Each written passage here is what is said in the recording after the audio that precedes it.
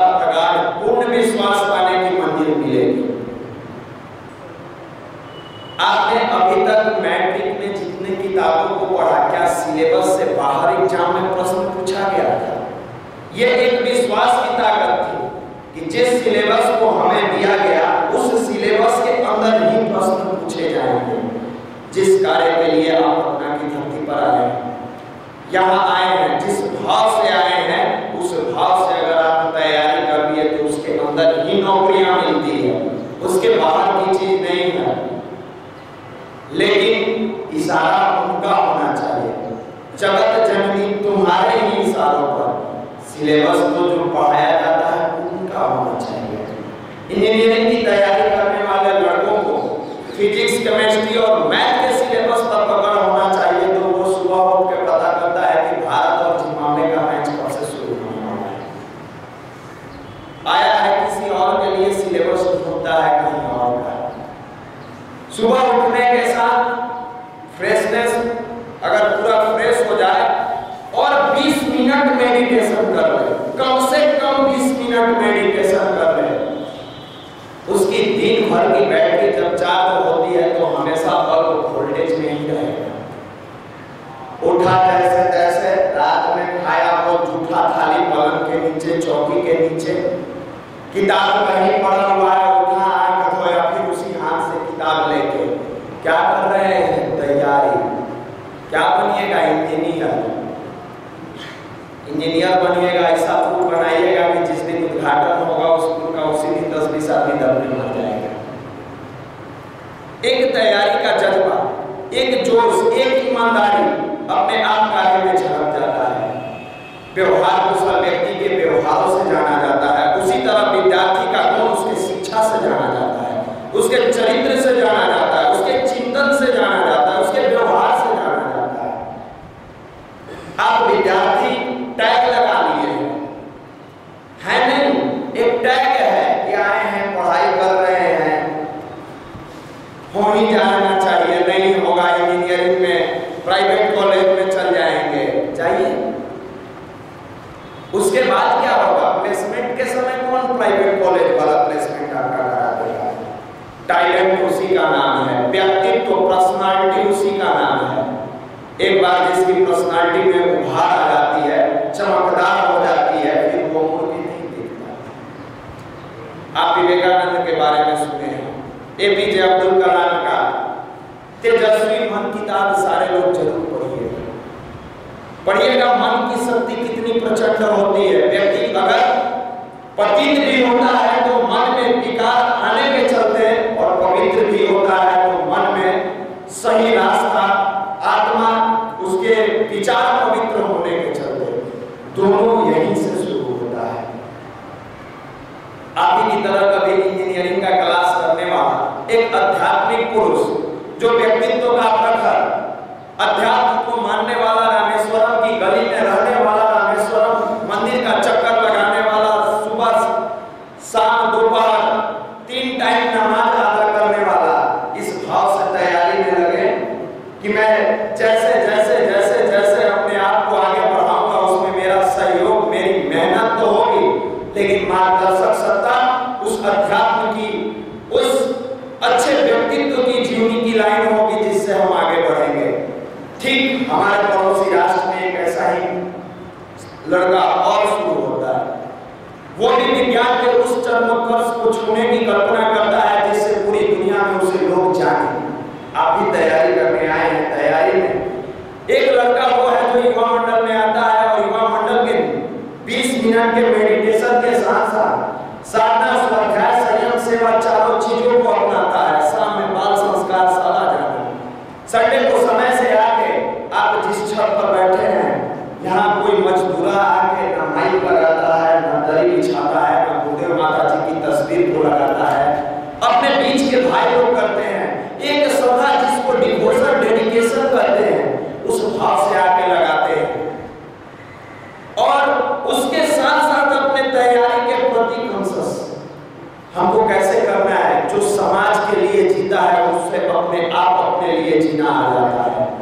जब आप दूसरों को पानी पिलाने की कला विकसित कर लेंगे तो आप कभी प्यासे नहीं मर सकते हैं, क्योंकि मैंने तो दूसरे को पिलाया, खुद कैसे मर सकता है। उस भाव से तैयारी करने वाला, वो बगल वाला बाहर की लॉजों में रह के जैसे तैसे इंजीनियर बनने की कल्पना करता है, बनता दोनों ही इंजीनियर है। एक अध्यात्म से लबरेज होके इंजीनियर बन के देशभक्त बनते हुए एपीजे अब्दुल कलाम कहे जाते हैं, तो दूसरा इंजीनियरिंग की चरमोत्कर्ष पर पहुंच के साइंटिस्ट नहीं टेररिस्ट बन के ओसामा बिन लादेन कहा जाता है। दोनों इंजीनियर बनता है।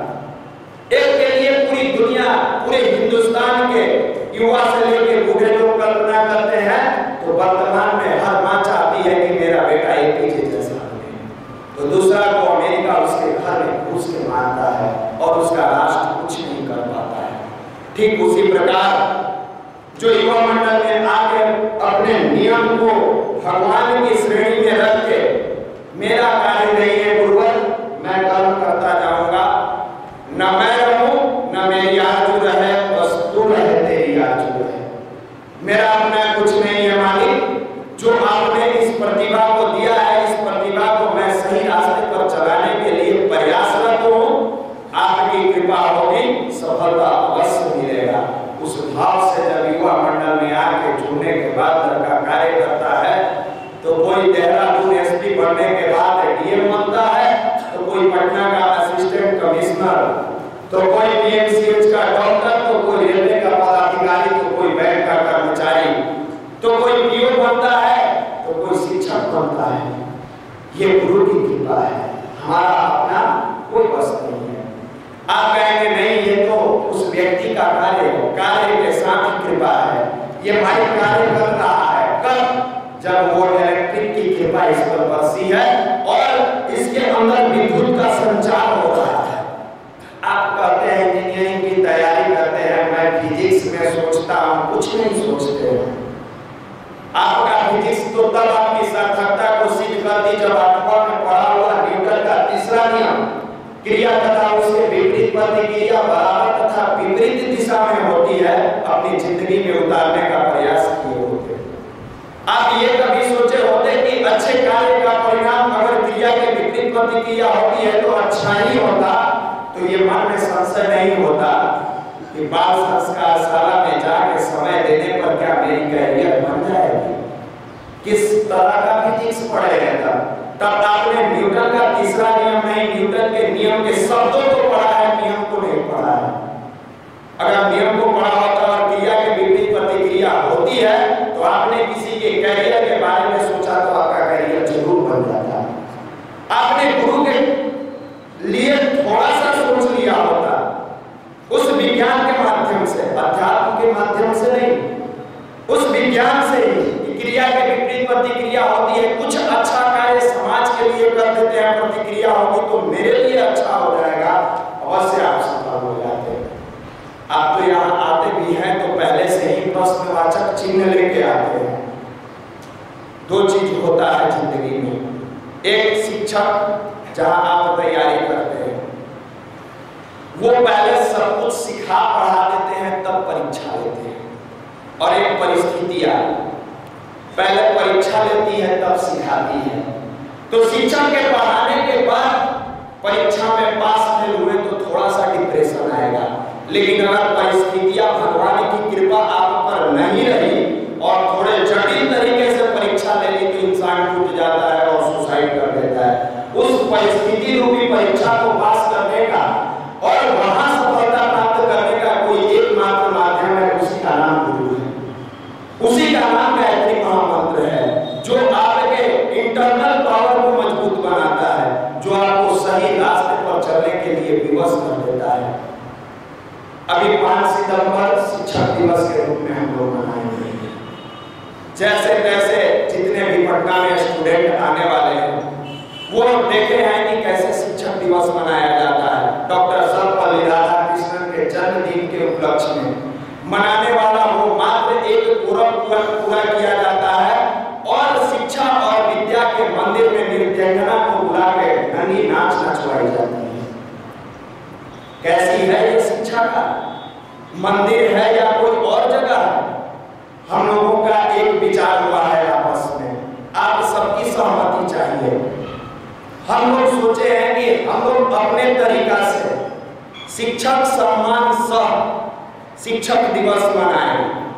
उसमें पटना में जितने भी छोटे बड़े शिक्षक हैं, आप जहां पढ़ते हैं वहां आप अपने शिक्षकों से राय करें कि सर हमारा ऐसा ऐसा युवा पोस्ट चलता है। मैक्सिमम शिक्षक जानते हैं और वो लोग दिन में अपने यहाँ मनाते हैं, हम लोग का है शाम में मनाएंगे। जितने शिक्षक हैं उनको बुला के सम्मान पूर्वक भजन संध्या के साथ शिक्षक समारोह करेंगे। तो इसमें क्या आप लोगों की सहमति है? आप आज से ही अपने शिक्षक से केवल समय लेंगे कि सर हमारे 2-3 भैया लोग मिलना चाहते हैं, शिक्षक दिवस मनाना चाहते हैं। उसमें पूरा हम लोग शिक्षकों को सम्मान करेंगे जैसे पहले गुरु परंपरा में होता था, गुरुकुल में होता था। उस तरीके से एक अपनी बिसरी भूली हुई विरासत को फिर से लाने का प्रयास युवा मंडल के माध्यम से होगा। तो अभी जब कार्यक्रम समाप्त होगा तो सारे भाई मीटिंग में बैठेंगे, उसका भी ताना बाना बना जाएगा और एक नए तरीका से शिक्षक दिवस मनाएंगे। इसमें सबका कोऑपरेशन चाहिए। विशेष समय नहीं लेते हुए हम अपने आदरणीय मनीष भैया को बुलाएंगे, आगे का मार्गदर्शन करेंगे। आदरणीय मनीष भैया।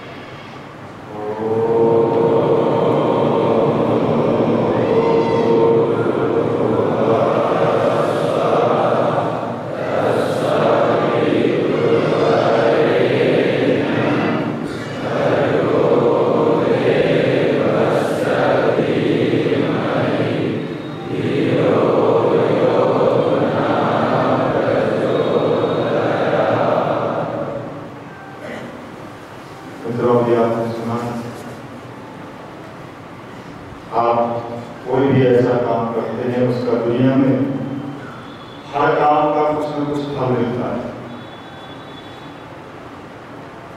और हम ये कहें कि नहीं साहब इसका तुरंत फल मिल जाए, ऐसा तो नहीं होता है। बीज डालने के बाद भी उसमें फसल निकलने में समय लगता है।